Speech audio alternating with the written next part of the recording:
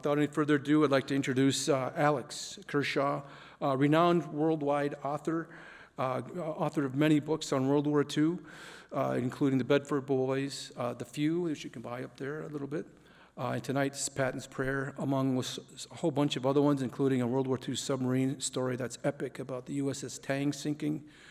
He signed that for me a little while ago. So Alex is here. Alex's claim to fame, I guess, from my point of view alone, is that he concentrates on the people involved, and we're going to see that tonight. And Art Donahue, who we celebrated earlier tonight, from St. Charles, Minnesota, and of course Alex was all over that. So it's all about people for Alex, and rightly so. Everyone, please welcome Alex Kershaw. Thank you for being here, and thanks Don for inviting me. I would like us all to perhaps give Don a round of applause to appreciate many, many years, 39 years now of organizing this fantastic event.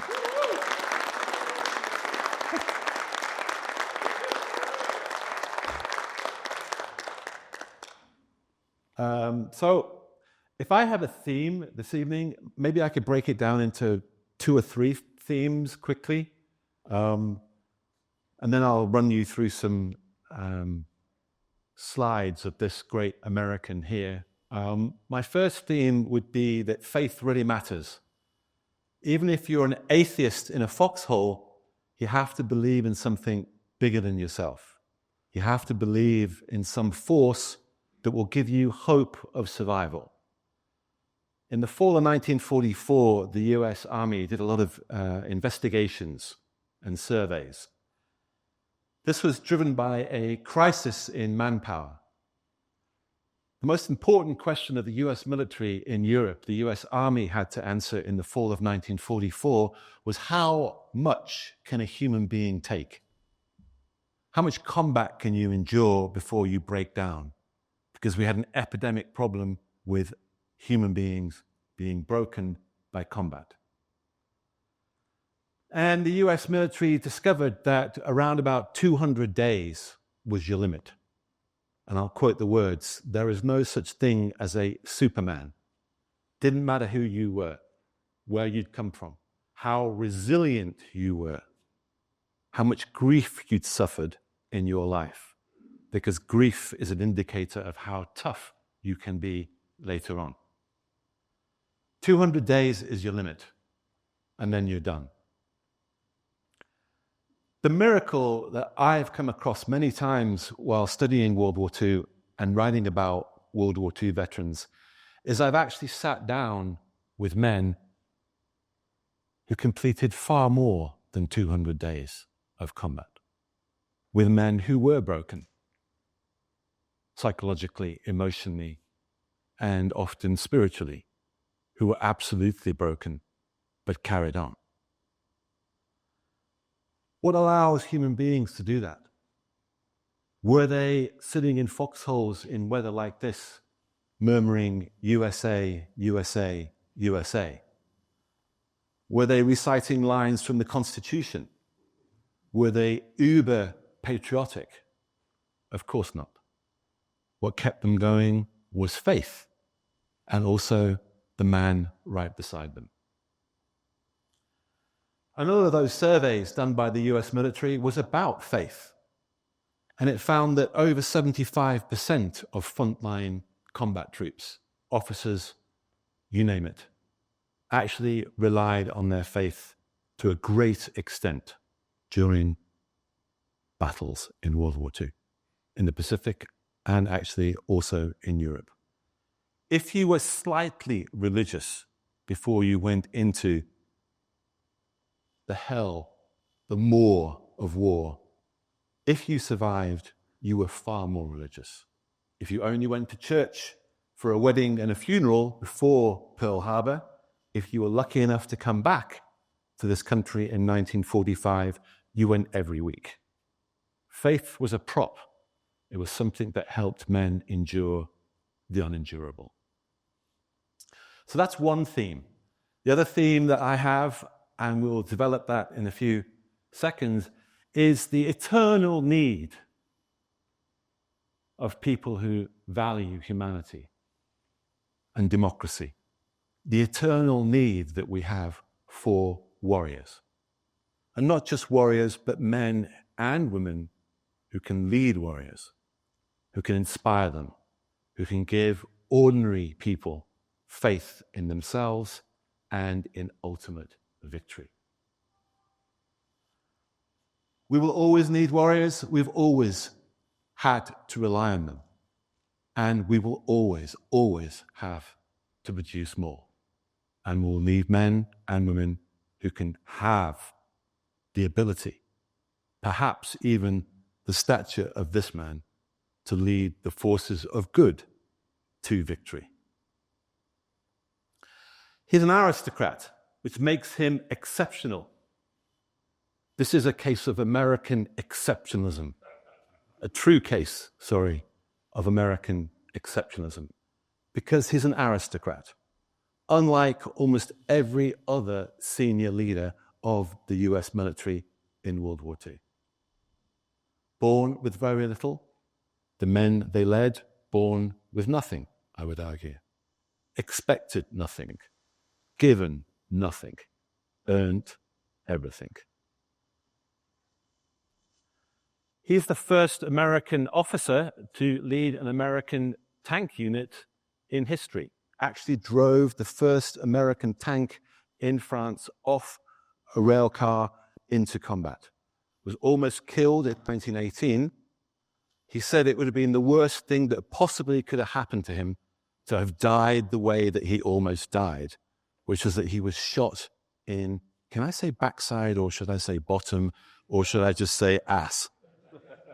I'm going to go with bottom. Shot in the backside, badly wounded, obviously, but he said it was a great shame for him, a great humiliation, because if he was going to die in a war, he wanted to die as a hero, shot in the heart or the head, it doesn't matter. But he certainly didn't want to go down having been hit by a sniper in the backside. Let's flick through some of his early accomplishments in World War II. When I gave this presentation in Virginia, when the book came out, people were very interested in Patton for only one reason, and that's that he went to VMI. They're very parochial in Virginia, not like Minnesotans at all. And so I said, obviously the only thing that you need to know about Patton is that he went to VMI. And I said, only for a year. And then he went to West Point.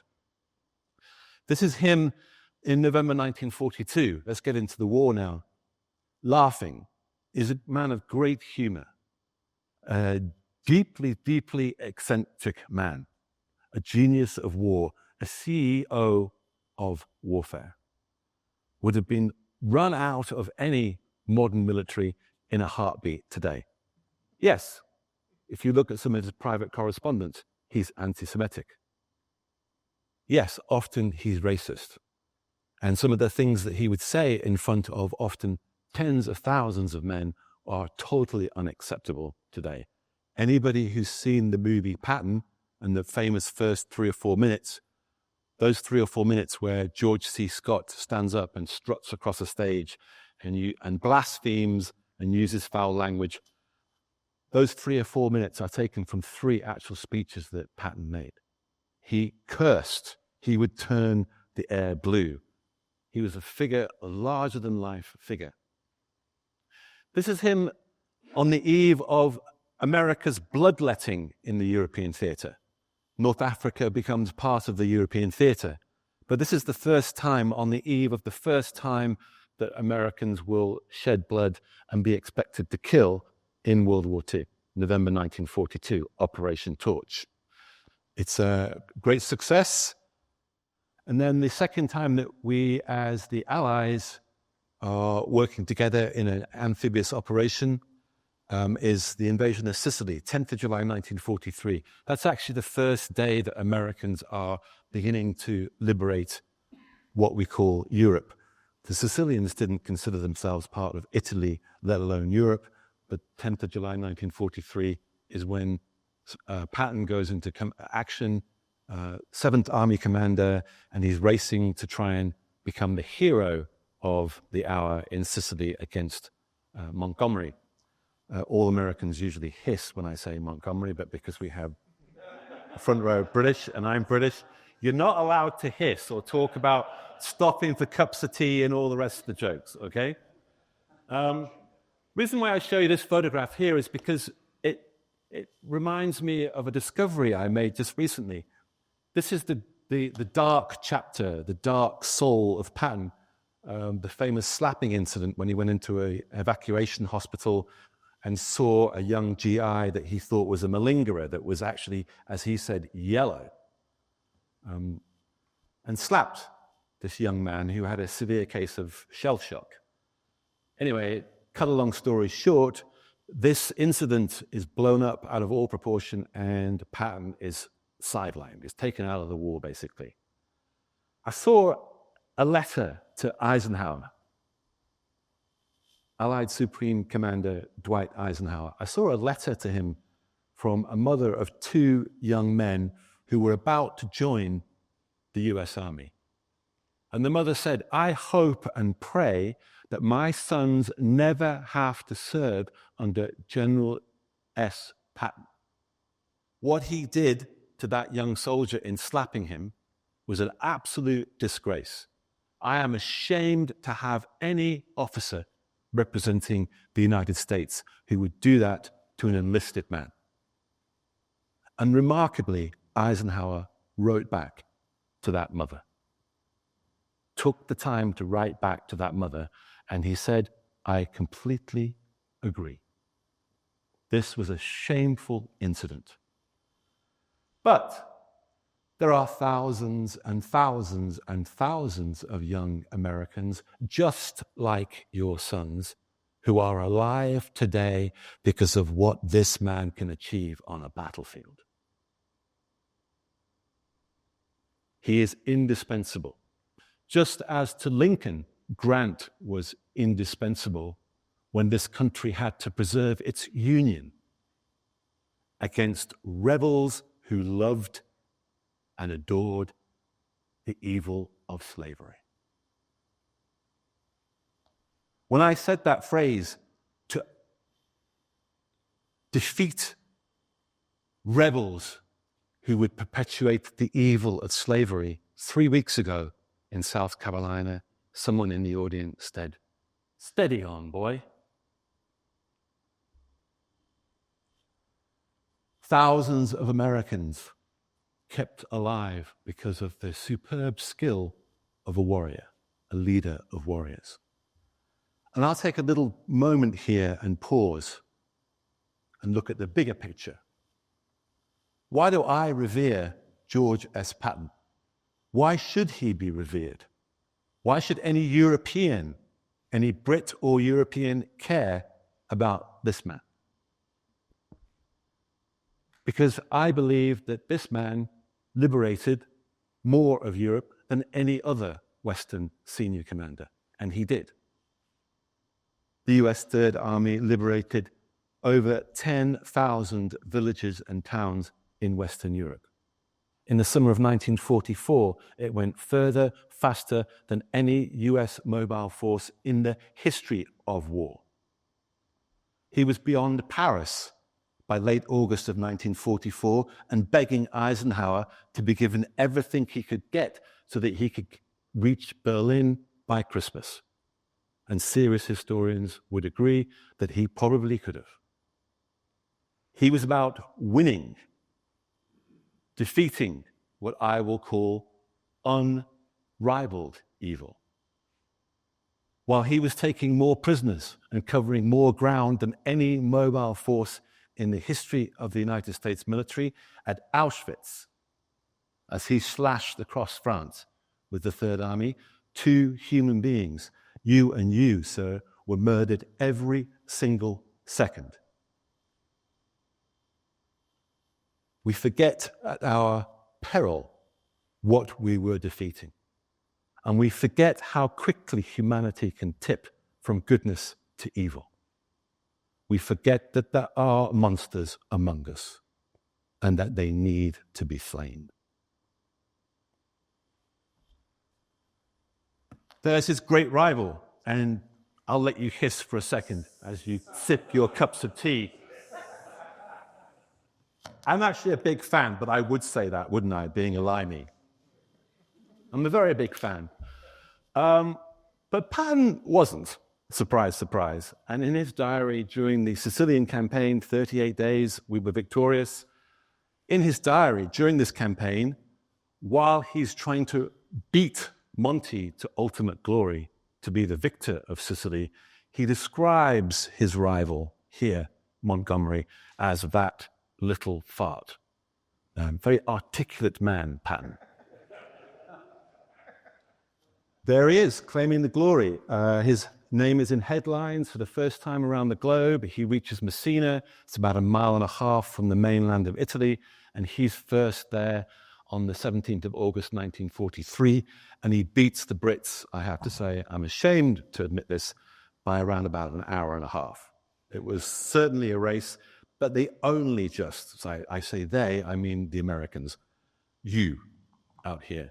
I actually feel pretty confident right now because I have 2 Brits in uniform right before me in the RAF, which my grandfather fought with in World War II.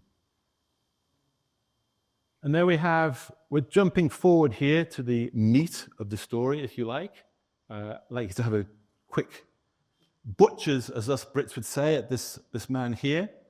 Sidelined after the Sicilian campaign because the scandal of him slapping a soldier becomes huge. It's very, very big news in the United States. People are writing to their senators, they're writing to Marshall. They want him gone. Eisenhower could not afford to lose him. He was indispensable, a very, very important weapon in the armory of the Allies. So he's brought back into action onto the battlefield in early August of 1944 in Normandy. And he participates in the breakout from Normandy as commander of the US Third Army, activated exactly on the 3rd of August, 1944. By war's end, there will be over 450,000 Americans who will serve under his command. He will have liberated, and I'll repeat myself because it's worth repeating myself, liberated more Europeans, more enslaved Europeans than any other single military figure in World War II.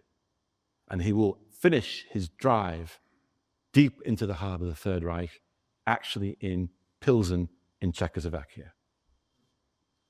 More POWs taken by the Third Army than by any other Allied army. More towns, more people liberated by this man than any other senior figure in the Allied military fighting in the European theater in World War II. All of our prayers, those of us who care about liberty and the world that we've been blessed with since victory in World War II, all of us should pray that we had men of this stature, of this aggression, of this genius. This is him in November 1944, and he's actually frustrated. He's very upset, and he writes to his wife, Bea, almost every day he writes to his wife. And he certainly writes almost every day in his diary. And in November 1944, in Alsace-Lorraine, near a series of fortresses centered around Metz, the Third Army run into serious trouble. The weather changes, it rains, the tank tracks become muddied, and the Third Army that sometimes went as far as 50, 60 miles a day in the summer of 1944 is going barely a mile. And in fact, the Third Army's fatalities, let's forget about that strange word, casualties. Let's talk about deaths, corpses. The fatalities for the Third Army are higher in November 1944 than any other month of World War II. He's not going anywhere, and his boys are dying. And so, yesterday, believe it or not, yesterday, before it started to snow, in 1944, at Nancy, at his headquarters, Patton calls in his chief chaplain, a guy called O'Neill, who someone told me actually has some kind of Minnesota connection. Yes, you did, thank you. I do know that he was a chaplain in Chicago before the war. He was one of almost 300 chaplains in the Third Army that represented 37 denominations, including Muslims, including Jews, obviously. 37 denominations. And Patton called him in and said, "O'Neill," words to this effect. I can't do a good impression of Patton because I don't have a squeaky, high-pitched voice. That's not an insult, Don. Sorry. I know that you're named after Patton, but I don't want to. Actually, yes, I'm trying to think. Were you alive when Patton was alive? You were. Thank you. Thank you. He calls O'Neill into his office, and he has a very strange, unusual request, which is that he wants O'Neill to create a prayer for good weather. And here is the prayer. This has a nice little story to it, which is that I was in Florida a couple of years ago trying to escape a winter just like this. I don't know how you can endure these winters. And I was at a conference, and a woman behind me said, "Alex." And I said, "Yes." I turned around, and it was Helen Patton, Patton's granddaughter. And she said, "How are you?" And I said, "I'm okay." She said, "What are you working on right now?" And I said, "As it happens, Helen, I'm writing about a book about your grandfather." And she said, "Oh, what's it about?" I said, "It's called Patton's Prayer." The next day, I'm having a coffee, and she walks over to me, and she hands me this card, Patton's Prayer. This is the prayer that O'Neill created for Patton on the 8th of December, 1944. And I'll read it quickly. "Almighty and most merciful Father, we humbly beseech thee of thy great goodness to restrain these immoderate rains with which we have had to contend. Grant us fair weather for battle. Graciously hearken to us as soldiers who call thee, that armed with thy power we may advance from victory to victory and crush the oppression and wickedness of our enemies, and establish thy justice among men and nations. Amen." A devout Episcopalian who sometimes in his diary actually addressed God directly as if God should take an order from Patton. "Why is the weather so bad? What are you doing, God?" Words to that effect. Thankfully, one might say miraculously, Patton's prayer is printed and then distributed to over 250,000 men in the Third Army by the 14th of December, 1944. Think about it. We actually got stuff done in World War II. We won a world war. Brits, Americans, the Allies together. We won a world war in 4 years from Pearl Harbor until the bitter end. 4 years, the span of a presidency. 2/3 of the globe involved. The biggest, by the way, event in human history by far. Think about that. Has anybody said that to you before? World War II is by far the most important event in human history. Billions and billions of people involved. Only one continent where we weren't slaughtering each other, Antarctica. And the world that we take completely, I think, most of us, for granted, comes out of World War II. Atlanticism, something that should be a religion, the union between Europe and North America, the most important alliance in human history, the foundation of the West, of enlightenment, of civilization. 14th of December, every guy in the Third Army has a prayer card. And then just 48 hours later, the deadliest battle for Americans of World War II breaks out, the Battle of the Bulge. 19,000 of you will be killed in around 6 weeks, around 80,000 casualties. In the coldest recorded winter, and I know I'm talking to Minnesotans now, in the coldest recorded winter in European history. And I thought to myself, come on, this is a myth about the Battle of the Bulge that everyone literally froze to death because it was so cold. Actually, I did my research. I went and read somebody else's book, and they confirmed that it was 4 or 5 degrees colder in December and January during the battle than it was in normal years. So it was extremely cold. This is the SS, the Schutzstaffel. These are the Uber racists. These are the guys that have known nothing else but Adolf Hitler and will put a bullet in an American's head before they draw their last breath. That's all they care about. Schutzstaffel, the SS, propaganda shots taken, we think, on the 17th or 18th of December, victorious.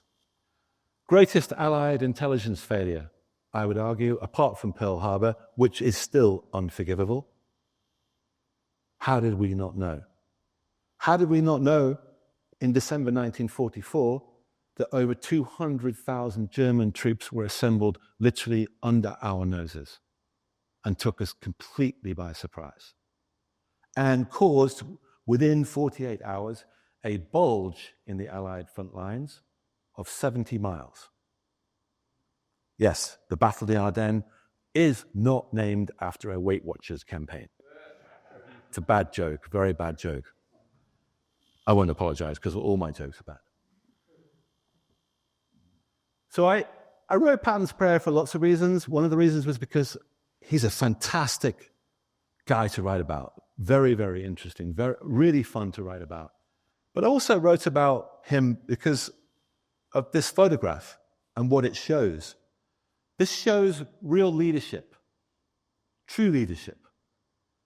There is a vogue at elite colleges among the corporatocracy for leadership studies, which sometimes to me sounds like it becomes a little bit fascist. But this is really an example of extremely good leadership.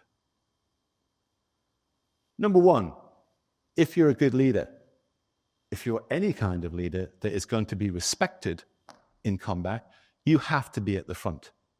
And by now, he has 250,000 men under his command, and he's the only army commander among all of the Allies that I've found that was at the front every single day, almost being killed. This is a Jeep. From when it got light in the morning until when it got dark, he was out there visiting corps commanders, division commanders, being seen by literally hundreds and hundreds and hundreds of his men, exposed to the elements, getting somewhere as fast as he could, being seen, giving orders, making bad jokes, screaming at privates, getting out of that Jeep and going and helping to unblock a traffic jam, to push tanks out of the snow, being seen to lead, being seen doing things that he's asked hundreds of thousands of men to do for him. He wasn't liked by men in the Third Army during World War II. People complained about him all the time, said he was way too strict. He was a martinet with a high-pitched voice. Always had to have your helmet polished. Always had to have a necktie here. Always had to look immaculate. Yes, he was an extreme disciplinarian, but he was also a humanitarian. And he showed men by his example every day what leadership meant. You have to be seen at the front. You can only know what's really happening if you go and visit that front. Second great quality that all good leaders have, whether in war or peace, is you have to hire the best people. And then you have to delegate and trust them. And he had a superb staff. I would argue the best staff of any US Army commander in World War II. His head of intelligence, a guy called Oskar Koch, was absolutely superlative. And the Third Army had a tremendous advantage over other Allied armies in World War II. Here is the pioneer of American armed warfare doctrine in World War II. Air support, fast mobility on the ground with tanks, followed by infantry. You coordinate those well, and you end up with American blitzkrieg. He's the pioneer. He's the godfather of tank warfare as practiced by Americans throughout history. And so, if you have a good intelligence staff, if your intelligence staff are used to constantly coordinating between observation from the air and observation from slashing tank units as they pass through Normandy, you have to have a very good system in place. And so when the Battle of the Bulge breaks out, Patton comes to the fore, and he has a staff that is capable not only of gathering intelligence, but of also acting on it very quickly. In fact, his head of intelligence had predicted the Battle of the Bulge, had told Patton several days before the battle broke out, I've seen German forces building up to the north of us. They're going to attack. And what does a good leader do? He listens. He doesn't let his ego override the conversation. He listens to people he trusts, and he takes often their advice. Every morning at 8 o'clock in the morning, Patton would sit in a room almost like this, maybe the same size, and his staff would be lined up in front of him, and he would listen, sometimes for an hour. He would ask questions. What do you think? What should we do? What's your advice? And before the Battle of the Bulge, Koch says there are Germans building up in significant numbers, and Patton says, okay, I want 1, 2, 3 plans for if that happens. And so, alone among senior Allied commanders, when the battle broke out, he was ready. And not only had 1 plan, but 3 plans to go to war. On the 22nd of December 1944, after almost a week, Patton's prayer was answered. And he was actually in Luxembourg City, in his office, in a hotel, and he looked out of the window, and there was his prayer answered. There was a perfect blue sky. And he actually said, thank you. Thank you, my Lord. My prayer has been answered. Because when the skies cleared, our wonder weapon, the one great advantage we had over the Wehrmacht, over the forces of the Third Reich, went into action. We had massive superiority in air power. And so, on the 22nd of December 1944, the largest force of aircraft in World War II took to the air. Over 10,000 aircraft. Canadian, British, American, of course. And they slaughtered and destroyed anything that moved wherever they were sent, with supply lines stretching a couple hundred miles into the heart of the Third Reich. And if you've ever experienced a P-51 screeching down at you, even if you are ensconced in a Tiger tank, it's a terrifying thing to behold. These are men in Bastogne, which has been surrounded by the Germans, 101st Airborne predominantly, are besieged, and they see these are Dakotas, C-47s coming across, and they're dropping reinforcements and rather medical supplies and badly needed food into the heart of a besieged Bastogne. Operation map, which shows you that, in fact, yes, the 101st Airborne were surrounded. Yes, the 101st Airborne did need to be rescued. They couldn't have survived on their own, as some legend purports. By the way, 101st Airborne, we know they won World War II single-handedly, thanks to Band of Brothers. They finished off Hitler, and then they went and did Tojo in the Pacific. 3 medals of honor, 117 days on the line. They got to go back to England, date English lasses, the most beautiful in the world, have a full English breakfast, a couple of weeks off, and then they went back into combat. 117 days on the line, 3 medals of honor. 3rd Infantry Division, 354 days on the front line. 12,000 men left America, less than 1% could stand and fight by the end of the war. turnover of 300%, 12,000 men times 3. Highest fatalities, longest time in combat, 40 medals of honor. And most people have never heard of them. Yes, they did have to be rescued. Yes, holding Bastogne was an enormously heroic achievement. And yes, they deserve the glory and the accolades from what they did at Bastogne. Here is the famous Christmas Day photograph of the senior command of the 101st Airborne sitting around this rather glum Christmas table. It's a bit like my family's when I was growing up in 1970s Britain, except for 3 days of the week the lights were off. Only the Brits here. You're probably too young to understand that. You're laughing, but you're doing it politely. I'm old enough to remember the 3-day week. There's Anthony McAuliffe with his arms crossed over here. He's not the 101st Airborne's commanding general. He's commander of the 101st Airborne's artillery. And these guys here are extremely worried. McAuliffe here has actually begged a couple of times for relief. When are you going to arrive? When are you going to arrive? My Christmas present is late, referring to the relief that Patton has promised the 101st Airborne. And there is the relief. This is Cobra King, arguably the most famous tank in military history. It's actually kept at the US Army Museum. And I visited the US Army Museum about 2 years ago for only one reason, which was to go and have a good look at Cobra King, the most famous tank in history. And I said to one of the curators, you know, it might be a good idea if people knew that this was a special tank.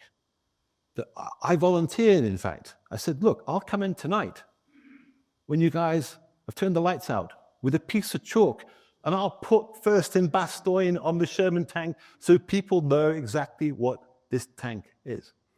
They arrived there in Bastogne, broke through the perimeter on the afternoon of the 26th of December, 1944.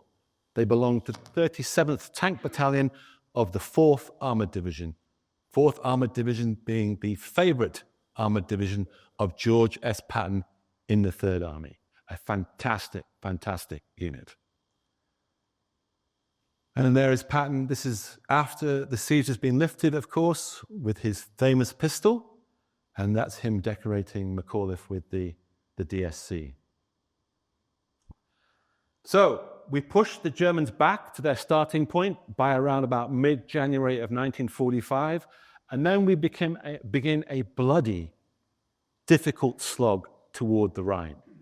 The Rhine being the last natural obstacle between the Allies and defeat of the Third Reich.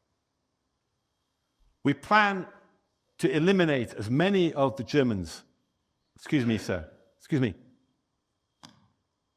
We plan to eliminate as many of the Germans as possible on the western banks of the Rhine. But it's a heavy, heavy, heavy slog from the Ardennes through the Rhineland to the Rhine. This is a photograph taken in late March of 1945 near Wessel.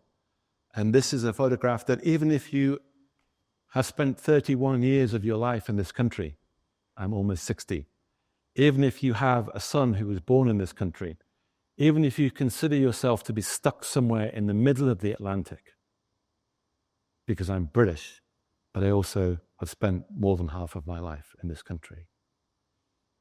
This is a photograph that makes you feel proud of Americans. Proud that they came over to the old world from the new world, and they sacrificed. As my grandmother used to say to me, Johnny come latelys. They arrived far too late. Far too late. But boy, did we need them at the end. I will stress this too, but by the time these working class Americans, and they're all working class in that photograph, under fire as they cross the Rhine, by the time they're crossing the Rhine, 3/4 of the dying on the Western Front in Europe is done by working class Americans. We'd already scraped the barrel a couple of times in Britain for more troops. We've been at war since 1939. We were tired, about to be bankrupt, and had run out of men. 3/4 of the sacrifice in the part of Europe where you are still free, where you didn't have to suffer the evil of communism, where you can still walk into a ballot box and determine your fate. That part of Europe was predominantly liberated by working class Americans in late 1944 and early 1945.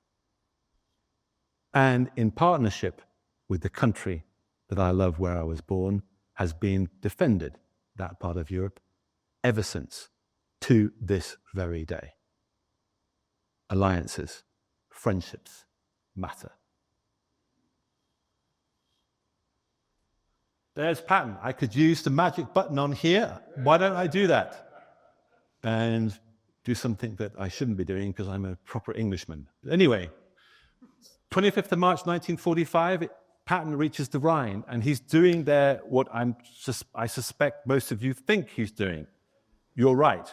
He actually said that he wished he'd had a lot of coffee, a lot more coffee that morning, so he could have really taken his time as he urinated into the Rhine. He gets to the other side of the Rhine, and famously, he drops down on his knees, and he grabs in one hand some Nazi soil and more Nazi soil in the other hand, and then stands and says out loud, "Thus, William the Conqueror." This from a man who believed in reincarnation. This from a man who believed that he'd been a senior, of course, officer, general, commander under Caesar. When he was in North Africa, he recognized places because in a previous life, he'd fought there. And in fact, in press conferences in the fall of 1944, when he was asked, "How did you know where you were going?" he said, "Simple. I followed the route of Julius Caesar." He read Julius Caesar throughout World War II. He was a bibliophile. Dyslexic when he was a child, found it very, very difficult to learn to read. But for the rest of his life, read voraciously all the time. I would argue that he's the best read American leader in World War II. Read Julius Caesar and decided to follow the route of the Romans to victory. Why did we fight? Was it for Uncle Sam? Was it for democracy? Was it for world peace? Actually, of all those, peace was the thing that most men, when they could articulate their goal, fought for. I saw a magazine cover from Reader's Digest from September 1945, just a week ago. And on the front of Reader's Digest were the bigs: Marshall, Halsey, Nimitz, Eisenhower. The big guys, the men, the American men who had won World War II. And there was a message from them on the front cover of Reader's Digest. And the message was to all Americans, as well as the men who'd served under them in combat. The challenge of your generation, of our times, was to bring peace to the world. Bring peace to the world. We forget that that was an aim of so many of the so-called greatest generation. Not to kill, as Eisenhower said, not to conquer, to liberate, but above all, to bring peace to the world. Peacemakers, not murderers, unlike the Nazis. Ordruff, 12th of April, 1945. That's why we fought. The Americans who arrived at Ordruff, the first concentration camp to be liberated by the Americans. The Americans who arrived at Buchenwald, and famously at Dachau, said after the war, "I was cursed and I was blessed. I was cursed because I had to look at that, and I've never forgotten it. It's etched my mind, my nightmares, my life ever since. There, I lost my faith for a while in humanity. And losing that faith is a great loss indeed. But I was blessed too, many of them said. Some of them have actually said to me while I was writing a book called The Liberator, men from the 157th Infantry Regiment, I was blessed that I saw that because I understood finally why all my friends had died. People forget that we fought World War II for several reasons, but surely today we can look back and say we fought it to stop that, to stop genocide, to stop the murder of 2 human beings every single second, to stop nihilism, to restore faith in ourselves and the human race, the human experiment that had tipped so quickly from sophistication and science, a post-Enlightenment society called Weimar Germany, to utter barbarism and depravity. There's Patton over here on the far right, looking at the charred remains of civilization. Eisenhower here with his hand in his pocket, and Bradley right beside him. Eisenhower, as he left, turned to 2 American privates who were joking with each other at the entrance to Ohrdruf. And uncharacteristically, he turned quickly and barked, "Do you hate them now? Do you hate them now?" Eisenhower said that he would never shake the hand of a Nazi, and he never did. Even when Jodl, at 2:00 in the morning on the 7th of May, 1945, clicked his heels and saluted Eisenhower and held out his hand, Eisenhower turned away. "You are dismissed." Vowed he would never shake the hand of a German commander of the Wehrmacht, any German commander, even though he had ancestors who were German, even though over 50% of Americans during World War II could trace their ancestry in some way to Germany. Later that evening of the 12th of April, 1945, Patton, Bradley, and Eisenhower were in Patton's headquarters, and Patton had to mix a very stiff drink for an ashen Eisenhower. His hands were still shaking from shock and disgust. Eisenhower cabled Marshall and said, "I think it would be," or words to this effect, "I think it would be a good idea if you sent several senators and journalists too to Ohrdruf, to any of the camps. And I think it would be a very good idea if the Germans had to look at what had been done in their name, what they had been participants in or bystanders to."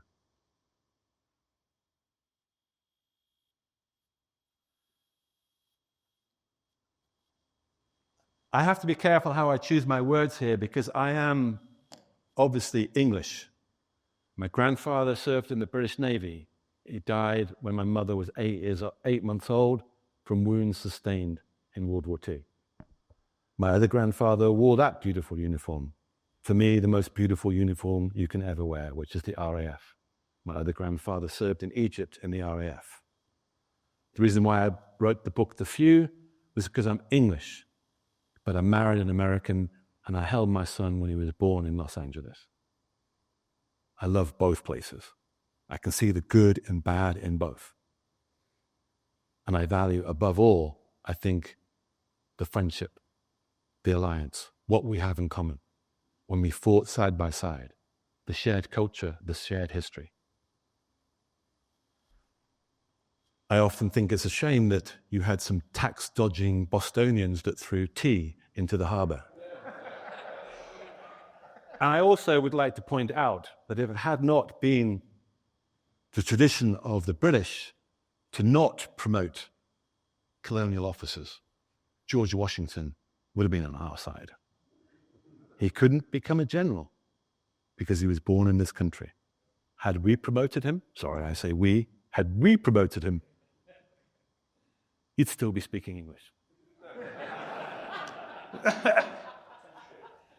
My main point here is that the British system, the British military, I don't think that's the case today. Maybe these gentlemen can talk about this with me later. But certainly in World War II, we had a very rigid military in terms of the class structure. One that was noted before D-Day, before June the 6th, 1944, the British officers went and hung out with the Americans and vice versa. And the Americans came back and said, after spending 2 weeks with the Brits, I don't want to belong to the US Army anymore.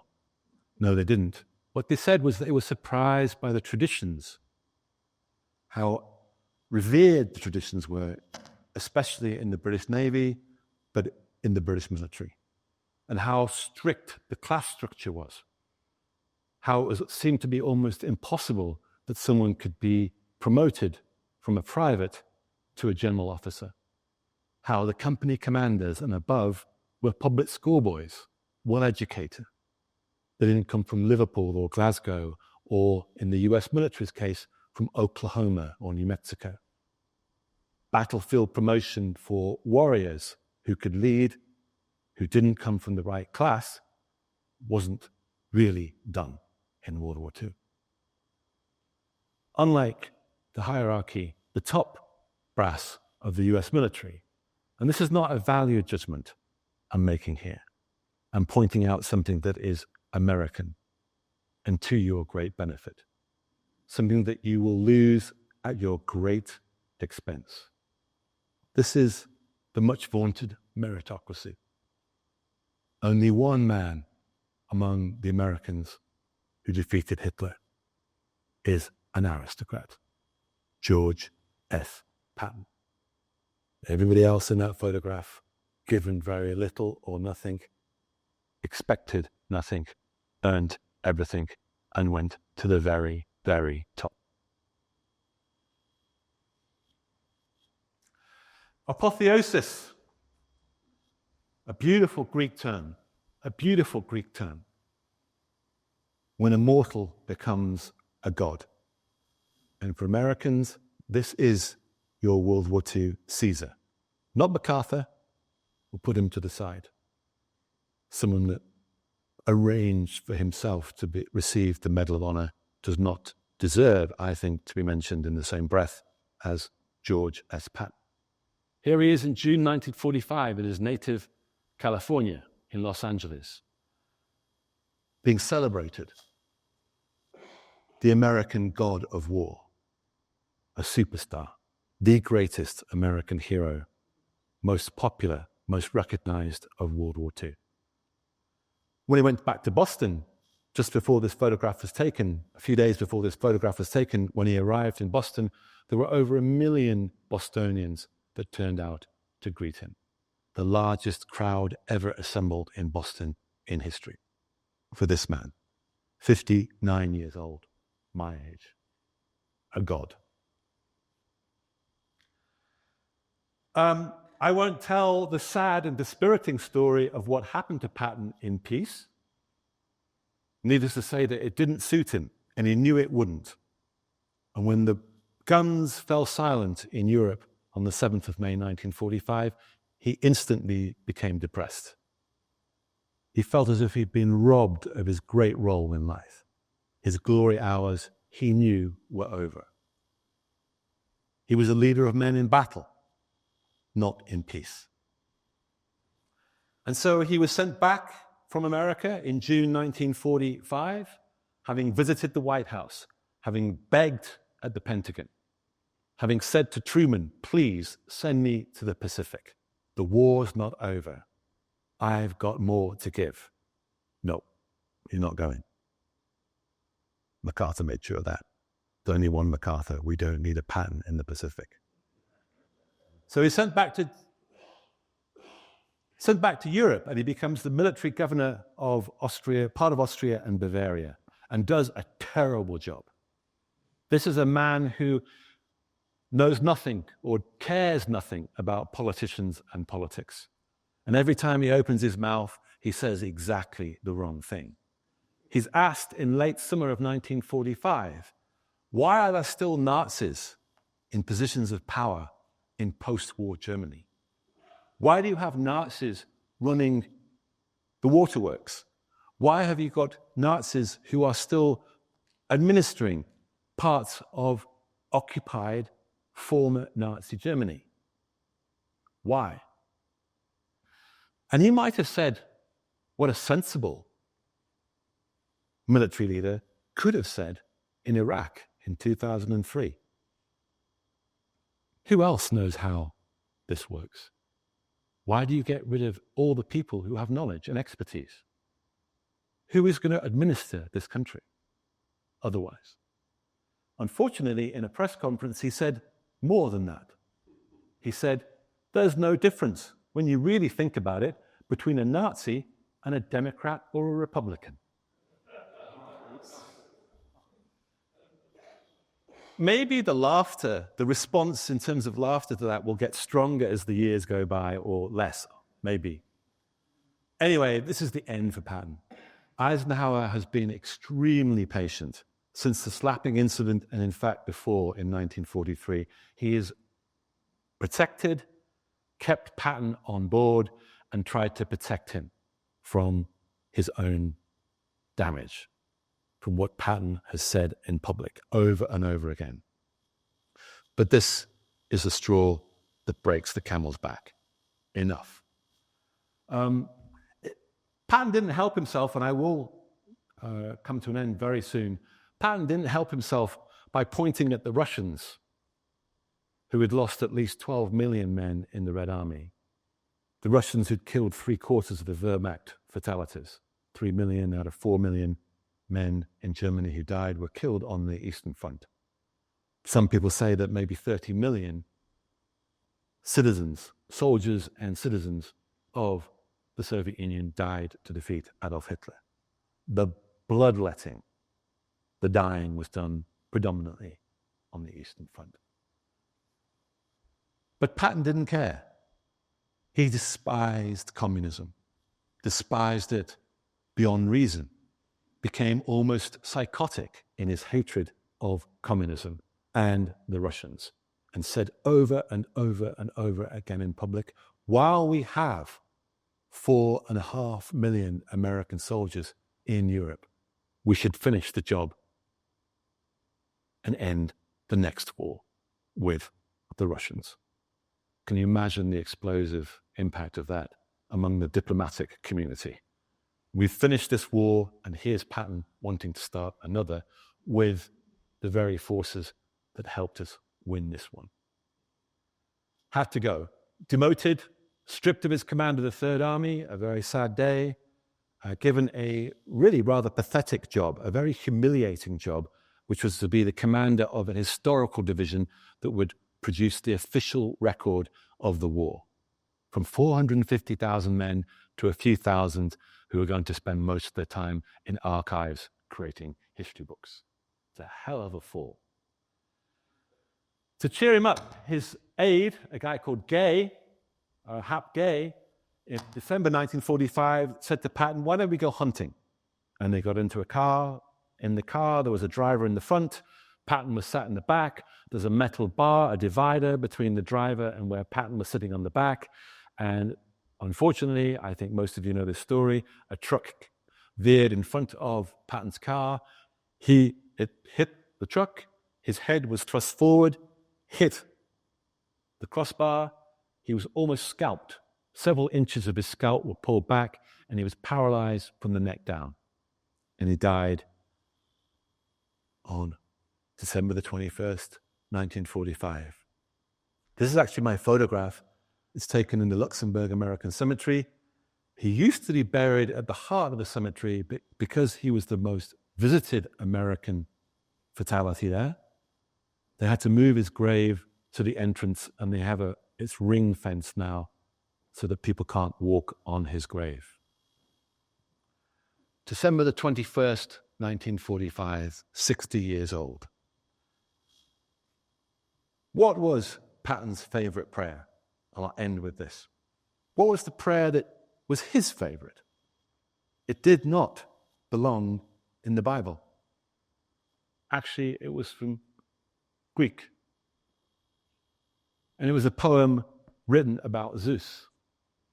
And the poem basically goes something like this. I ask for goodness to be given in my life. And the goodness that I ask for is that I am able to do good for others. Please, God, or some greater being or greater force, give me goodness, give me strength that I can do good for others. That was his favorite prayer. His grandson wrote in a book about the Patton family. Give me goodness so that I can do good for others.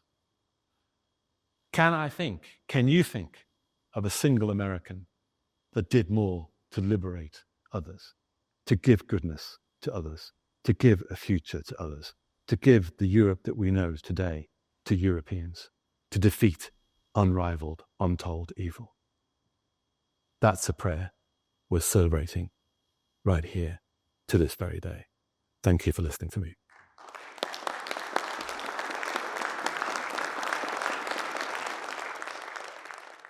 I hope you enjoyed that. I know I did. And it's amazing how Alex can take that subject and make it jump off the page. So thanks again, Alex. We're going to move on to our veteran portion of the evening. Our veteran declined to travel through the snow. And in lieu of that, Colonel Mark Wayne's here, a good friend of Ed Albrecht. And it's at the end. There we go. And there's Ed. And we're going to hear about Ed's story briefly here, and then we'll go to Q&A. Colonel? Thank you, Captain. And thank you, Alex, for, I think, a riveting explanation. It goes back to when I was a kid watching Patton, the movie Patton. And I think I've shared this before, but I was just a single-digit midget. My dad thought he'd take me to a movie down at the theater, down State Theater in Windham, Minnesota, down on the square, and it was packed with dads and kids. My dad was a World War II veteran, and I remember that scene with the huge flag and then a bunch of words that I tried recreating when I got home. My mom was not too plussed by it, so I had to get, or my dad had to get prior authorization to take me out to movies for a while. So Ed is a great friend of the World War II Roundtable. This will probably be the shortest veteran interview, but I am going to do something I haven't done in a long time, and that is channel Ed Albrecht. But before we do that, I want to give just a little bit of kind of the strategic overview of what was going on with the Battle of the Bulge, the Western Front, and what Ed's part of that engagement, which were two operations that he was in, Nordwind and then Undertone. So take a look at my very complex mapping skills, and I still have a little bit of PowerPoint skills here. But if you take a look over on the right side, it's kind of backwards, but this is how the map came out. What we refer to as the Battle of the Bulge, the Germans referred to as Wacht am Rhein. And that, of all the different operations they conducted in December, January of 44 and 45, that was the most successful. And of course, we've went through the discussion, and it was the most well-resourced of all of those German attacks. There were, what I counted, there's 5 different operations that were done. In black, you'll see the Wacht am Rhein, and none of them were successful in the sense of they really swung for the fence, and they put themselves in a perilous position. They built up resources. They had a bunch of, they did what we call operational security and largely gained surprise, whether it was tactically or operationally, even strategically, for that first operation in black, the Wacht am Rhein. Now, if you go down and look in that yellow box, you'll see the number 2 Nordwind. It's with the red arrows, and then you'll see Ed's icon there. And I'll talk a little bit more about Ed's journey in a moment, but the Nordwind operation was the next largest operation, ground operation, and then the most next successful. Did not achieve its goals in any manner, shape, or form, caused a lot of consternation, and the Germans kept on doing the same thing, not unlike what they did in World War I with the Kaiserschlacht battles. The first one was the most successful, and each of the other ones were reduced in their ability to project power and take objectives. Number 3 is Bodenplatte, which is that's the Luftwaffe doing a strike on airfields in the Netherlands, Belgium, and France. It was originally supposed to kick off on December 16th when the Battle of the Bulge started. It was supposed to be in Harmony, knocking out Allied air forces, but the weather was too bad, obviously. So when they got their clearance, they were successful in the sense that they destroyed many Allied aircraft on the ground, but with an extreme loss of seasoned Luftwaffe pilots that they were not able to regenerate. So in the hundreds, somewhere around 400, 500 Allied planes, many of them were destroyed on the ground. The pilots weren't killed, and the Allies were able to replace most of the lost aircraft within a couple of weeks, whereas the Germans were at the tail end. They weren't able to replace, especially the pilots that they lost. You go to operation number 4, which is Schneemann, Snowman. It's up by Vansum in Holland, and that is only about a battalion size or a company, enhanced company sized operation. Cross the river, take a town, cause some amount of confusion, and then that lasts about a week. The last operation there is Sonnenwende, which is solstice, and that's in the same area as you can see Nordwind was occurring, and it was kind of the last gasp of trying to conquer some bridging sites, and then also Strasbourg. Never got even close to it. So those operations were really the culminating point for the Wehrmacht on the Western Front. And the Soviets were starting their winter/spring operation, and then whatever forces were left, some of them were transferred over to the east, and others were brought back basically along the Rhine to occupy the Siegfried Line. If you go to the other side, where you've got the blow up in the yellow box, you'll see one of the operations, Operation Undertone.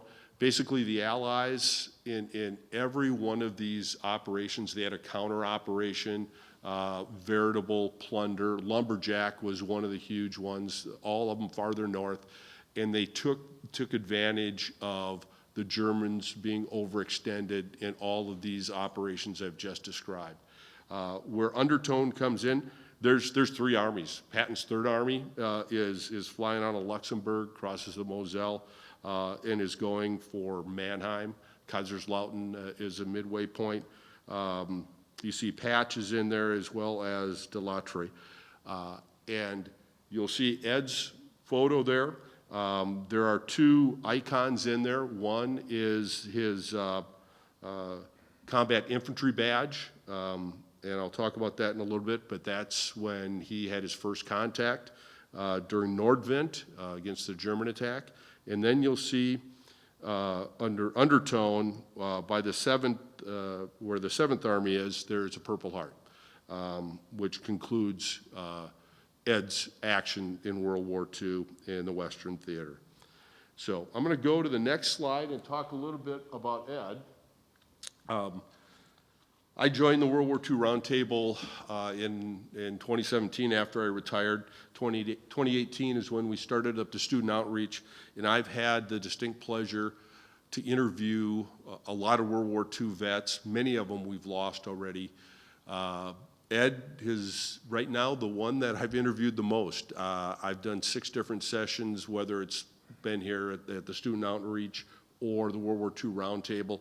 And Ed is always willing to come. As soon as when I told him what we were doing, he goes, I want to be there. In fact, 2 years ago, when you were here with us, Alex, Ed was one of the gentlemen sitting up here with Maury Johnson and related his stories.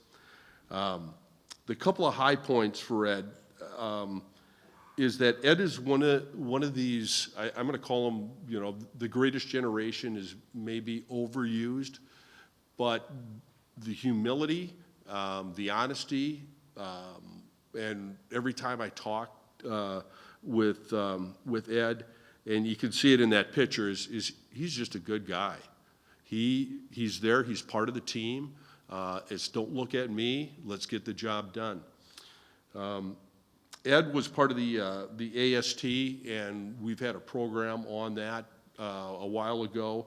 And so he was at the University of North Dakota at Fargo in that program, and then when they needed folks for D-Day and carrying on operations, they concluded all of those school appointments. And Ed was assigned to the 42nd Rainbow Division. He tells some interesting stories about food and some of those things, especially the hijinks there that happen on the ship. But the interesting thing is he was assigned to be a Browning automatic rifleman. If you know anything about the Browning, it is a heavy beast. It's a World War I designed light machine gun, clips of 20 to 40, 30-06 ammo. And so usually in a team, early in the war, it was a 3-man team. You had the rifleman, you had the ammo bearer, and then you had another ammo bearer, because it was the firepower of an infantry squad. It put down over 50% of the firepower that a 12-man squad could put out. By the end of the war, when you start getting into 44, you're down where you've got just the guy carrying the rifle and the rest of the squad members carry the extra ammo. And you want to make certain that guy gets fed the ammo, because he is going to lay down fire, suppressive fire on the enemy, and keep many of your buddies alive. Ed, this is one of these classic stories, the first contact in Hagenau. So this is just as Nordvent is occurring, in Ed, the 42nd, and those folks down in really the Saarland area knew about the Battle of the Bulge had happened, and they were on a little bit of a heightened alert, so they occupied a position in a French factory. Ed was sent out alone to set up his firing position and orient along what was a stream bed. Of course, it was a lot of snow on the ground and everything, and the rest of the squad was in the factory at different locations. So he was by himself, and he was looking out over the field, and he started seeing strange things like snowmen, and then all of a sudden he realized that, no, that's German soldiers coming, and they were in white camouflage. Ed had his bar indoors prior to this, and when he raised it to fire, it wouldn't fire. And that's when Ed got the severe pucker factor. You put a piece of coal in his shorts, he's going to have a diamond in a second.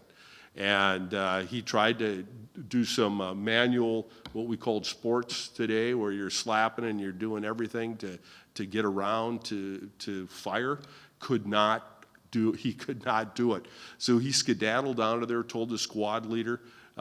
They put down a little repressive fire and then moved onto the factory. Ed's next contact was at Wingen, France. And of course, that's like a month and a half later. It's when Operation Undertone occurs, and the Allies now are pushing back and pushing the Wehrmacht back across the Rhine River. And in the attack, he's struck by artillery or mortar fire and out of commission for the war, and then brought back through a series of aid stations to hospitals. I think he spent a little bit of time in England on his way back, and eventually, once he's recovered, he finishes up being a POW guard in Hatch, New Mexico. And so that's another one of our great World War II veterans that have been with us for many, many years, and we're thankful to still have a handful left, and we wish Ed the best. So that is the end of this portion. I think we're ready for some questions. I was just wondering, when was Patton born? 1885. Thank you. 1945 minus 60. 1885. There you go. Thank you. That's good. That's pretty good. Only took 3 of us. By the way, I should point out this wonderful young gentleman here. You're on chapter 22 of my book. Is that right? You're on chapter 22. And I'm so happy that you're here. I'm so delighted that you're here because you are the future. The torch will pass to you to hand down to others. So thank you for being here. That's our Josh, yep. Alex, can you use that handheld mic? Oh, sorry. I have a question for Mark. Mark, how many days of combat did Ed see, do you think? So 3 months, about maybe 90 days plus a little bit, or? He wasn't in line in combat every one of those days. So I think for him, it probably was somewhere around 40, 45 days.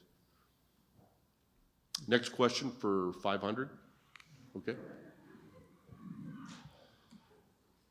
Mark, tell people what he did after he came back. So Ed, like so many, came back and got to work. Used the GI Bill, became an optometrist, and for I think it was 40 some years. I've got it in here. I'll have to maybe in Wabasha. So till 98. I think he retired finally in 98 and raised a family, and then retired back up here.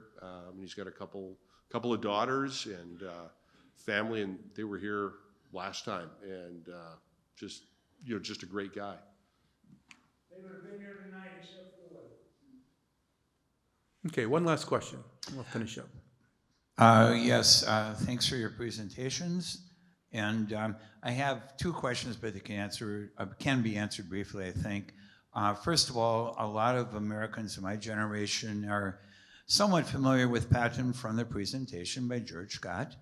And so the first question is, how do you characterize the quality of how the movie showed his personality? Not his accomplishments, but obviously you're intimately familiar with his character and personality. To what extent did the movie do a good job of that portrayal?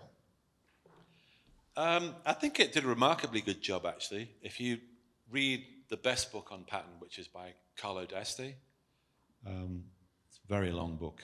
It would take you probably about 3 weeks to read it, but there's not many instances where you can say they took real liberties.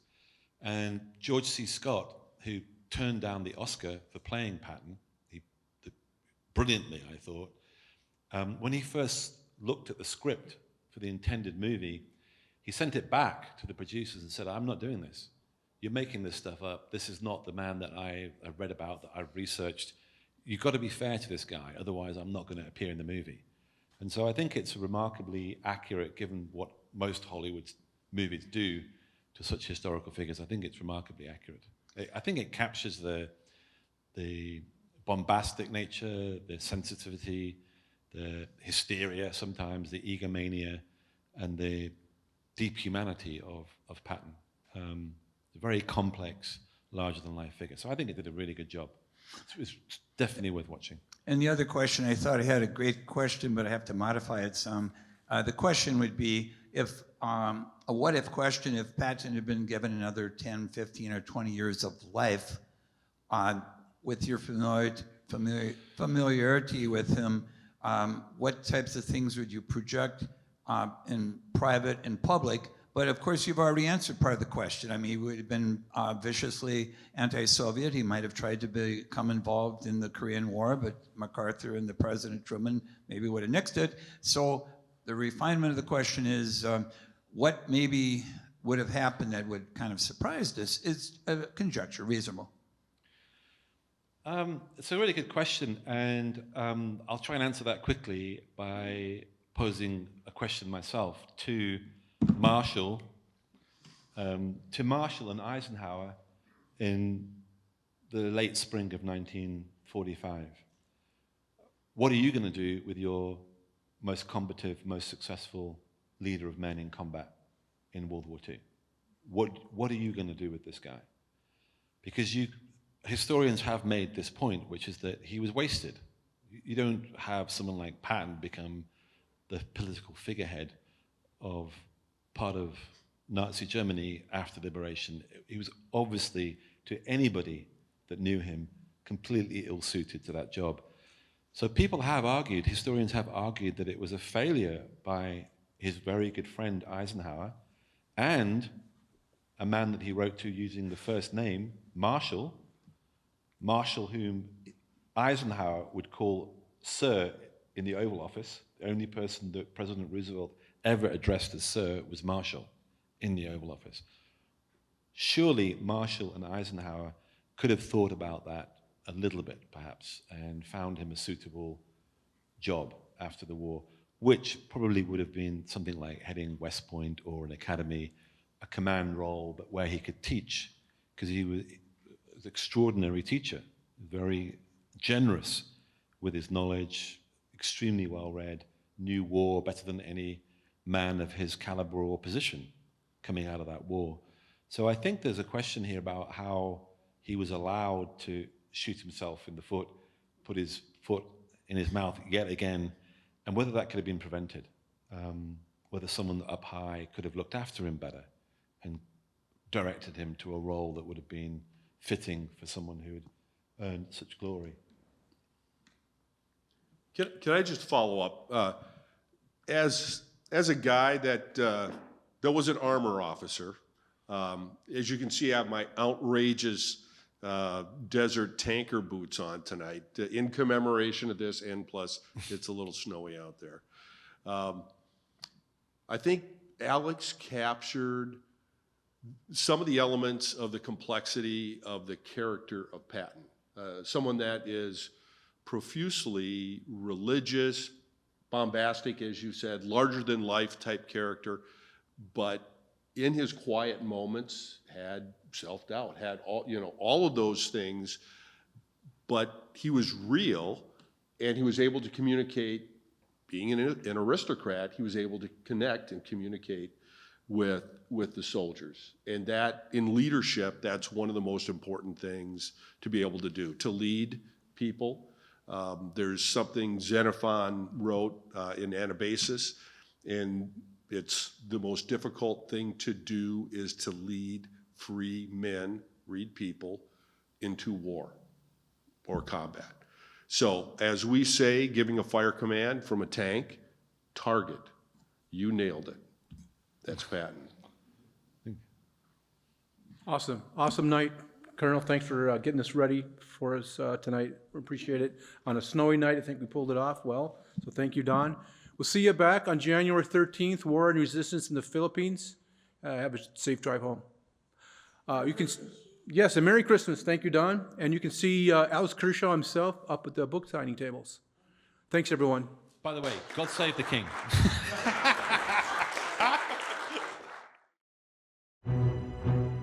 Support for this program is made possible by viewers like you. Thank you. Additional support is made possible by the Catherine B. Anderson Fund of the St. Paul and Minnesota Foundation. Upcoming roundtable topics can be found at www.mn-ww2roundtable.org. Production services provided by